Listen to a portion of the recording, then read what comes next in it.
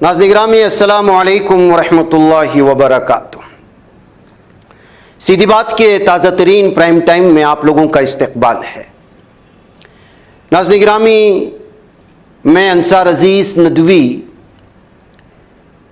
इस वक्त हमारे जो लोकसभा के उन्वानात पर अलग अलग सिलसिला चल रहा है, उसमें एक और अहम तरीन मौजू है, और वो मौजू है कि क्या बीजेपी और आरएसएस के दरमियान नाराज़गी चल रही है। एक वीडियो वायरल हुई थी जिसमें नागपुर के आरएसएस जो है वो बीजेपी को अपना सपोर्ट नहीं है कहते हुए वायरल कर दिया। जाहिर सी बात है कि वो लेकिन उसके बाद रिजर्वेशन के मामले में आरएसएस का क्या उसकी अपनी सोच है, क्या उसकी अपना ठहराव है, इस बात को लेकर के भी अलग अलग तरह के चर्चे थे।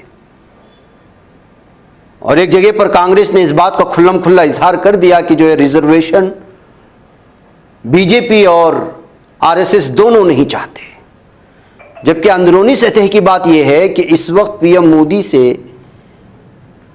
और जिस तरह के तबसरे इस वक्त अलग अलग पढ़ने को मिल रहे हैं, आरएसएस नाराज चल रही है। तो जब कांग्रेस ने कहा कि बीजेपी और आरएसएस रिजर्वेशन के खिलाफ है, तो फिर आरएसएस सामने आई और उन्होंने कहा कि जो है हम इस सिलसिले में रिजर्वेशन की मुखालिफ नहीं है। इसी के चलते एक रिपोर्ट आई थी दी वायर की, तो सोचा कि इसकी कुछ तफसीलात रखूं, आरएसएस का माजी में क्या रोल रहा है रिजर्वेशन को लेकर की, उसकी सोच क्या रही है। रिजर्वेशन पर राष्ट्रीय एवं सेवक संघ आरएसएस के सरसंघ चालक मोहन भागवत के बयान के बाद सियासी हलकों में एक बार फिर से हलचल मच गई है। 28 अप्रैल यानी बरोज इतवार को एक प्रोग्राम के दौरान मोहन भागवत ने रिजर्वेशन से मुतालिक सोशल मीडिया पर वायरल अपने एक मुबैना वीडियो को फर्जी करार दिया। भागवत ने कहा कि इसमें झूठा दावा किया गया है कि आरएसएस रिजर्वेशन की मुखालिफत करती है। उन्होंने कहा कि इस वीडियो में उन्हें एक मीटिंग करते हुए दिखाया गया है, जबकि ऐसी कोई मीटिंग नहीं हुई। आरएसएस सरबराह ने मजीद कहा कि जब से रिजर्वेशन वजूद में आया, संघ ने आईन के मुताबिक रिजर्वेशन की मुकम्मल हिमायत की। उन्होंने कहा संघ का कहना है कि रिजर्वेशन उस वक्त तक जारी रहना चाहिए जब तक वो लोग जिन्हें दिया गया है महसूस करें कि उन्हें उसकी जरूरत है।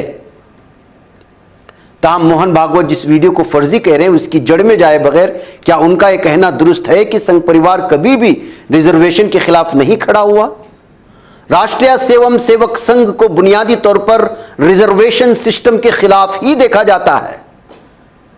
उसके इस मौक़िफ़ का इजहार अक्सर आरएसएस सरबराह मोहन भागवत और संघ के दीगर अहदेदारों के बयानात में भी होता रहा है। यहां आप आरएसएस से वाबस्ता मुख्तलिफ रहनुमाओं के 4 बयान मुलाहजा कर सकते हैं, जिन्होंने भागवत के दावे के बरअक्स अपने ख्यालात का इजहार किया है। सोशल मीडिया प्लेटफॉर्म एक्स पर राहुल नाम के एक सारिफ ने सबसे पहले इन मिसालों की निशानदेही की, जैसे रिजर्वेशन खत्म होना चाहिए, मनमोहन वेद 2017 की बात। जनवरी 2017 में उस वक्त के आरएसएस के जॉइंट जनरल सेक्रेटरी मनमोहन वेद ने कहा था कि रिजर्वेशन एक मुख्तलिफ तनाजुर में मुतारिफ कराया गया था और उसकी एक डेडलाइन होनी चाहिए। उन्होंने जयपुर लिटरेचर फेस्टिवल में कहा था कि रिजर्वेशन का निज़ाम दर्ज फहरिस्त दाताओं और कबाइल के लिए एक मुख्तलिफ तनाजुर में लागू किया गया, क्योंकि माजी में इस समाज का इस्तेहसाल किया गया था, लेकिन अब उसे मजहबी रिजर्वेशन की तरफ बढ़ाया जा रहा है। अगर रिजर्वेशन ज़्यादा देर तक जारी रहा तो अलहदगी पसंदी ही जन्म लेगी। उन्होंने कहा था तारीखी नाइंसाफी को दूर करने के लिए आईन में रिजर्वेशन का एहतिमाम किया गया था। अंबेडकर ने भी कहा था कि उसका लगातार जारी रहना ठीक नहीं है, इसके लिए एक डेडलाइन होनी चाहिए, उसके हमेशा जारी रहने से इम्तियाजी सुलूक को बढ़ावा मिलेगा। फिर 2016 में के.एन. गोविंदाचार्य ने भी यही कहा था। साल 2017 में दी वायर को दिए एक इंटरव्यू में आरएसएस मुफक्किर के.एन. गोविंदाचार्य ने आईन के लिए एक नया फ्रेमवर्क बनाने की अपनी ख्वाहिश के बारे में बात की थी। उन्होंने खुसूसी तौर पर कहा था कि रिजर्वेशन किसी हद तक मदद कर सकता है और जज्बाती तौर पर अहम हो सकता है, लेकिन हमें इस बात पर बात करनी चाहिए कि लोगों की मदद के लिए मजीद क्या क्या किया जा सकता है। नए आइन की जरूरत के पीछे की वजह बताते हुए उन्होंने कहा था कि हमारा आइन बहुत मुबहम, गैर मखसूस है और बुनियादी तौर पर हॉब्स, लॉक और कांट के मगरबी फलसफे का तसलसल है, ये फर्द मरकूज है, जबकि हमारी तहजीब 4000-5000 साल पुरानी है।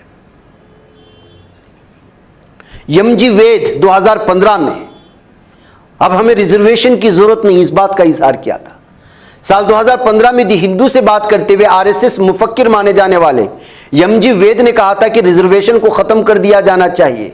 उन्होंने कहा था कि अब जात पात की बुनियाद पर रिजर्वेशन की जरूरत नहीं, क्योंकि कोई भी जात पसमानदा नहीं, ज्यादा से ज्यादा एससी और एसटी के लिए उसे रिजर्वेशन जारी रखें, वो भी सिर्फ 10 साल के लिए, उसके बाद उसे जात पर मबनी रिजर्वेशन की मुकम्मल तौर पर खत्म कर देना चाहिए। उन्होंने ये भी कहा था कि जात की बुनियाद पर रिजर्वेशन ने जात पात की तकसीम को खत्म करने के बजाय उसे मजीद फरोग दिया है। फिर 2015 में खुद मोहन भागवत साहब का एक बयान था, रिजर्वेशन पॉलिसी पर नजरसानी की जानी चाहिए।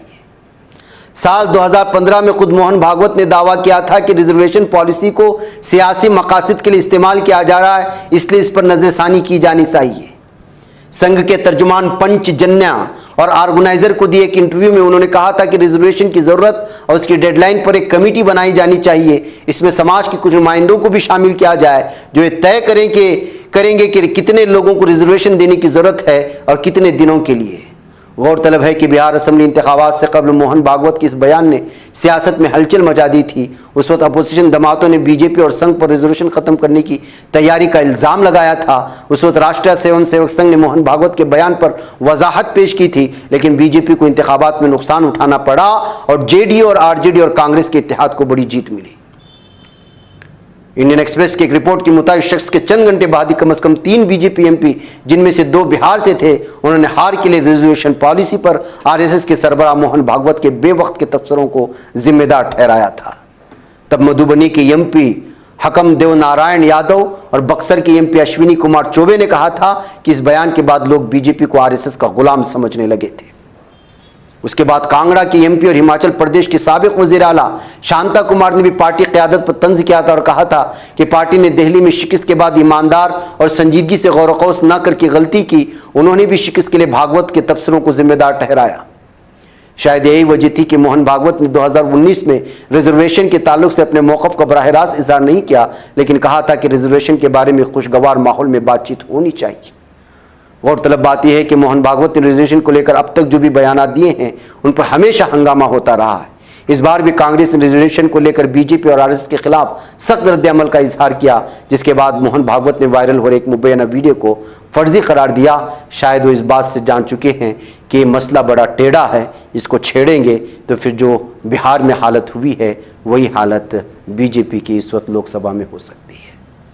नाज़रीन, मुझे इजाज़त दें। अस्सलामु अलैकुम रहमतुल्लाहि व बरकातहू। ये बच पाता है कोई सहाफ़ी की निगाहों से, मिलाता है ये लोगों को मोहब्बत की पनाहों से।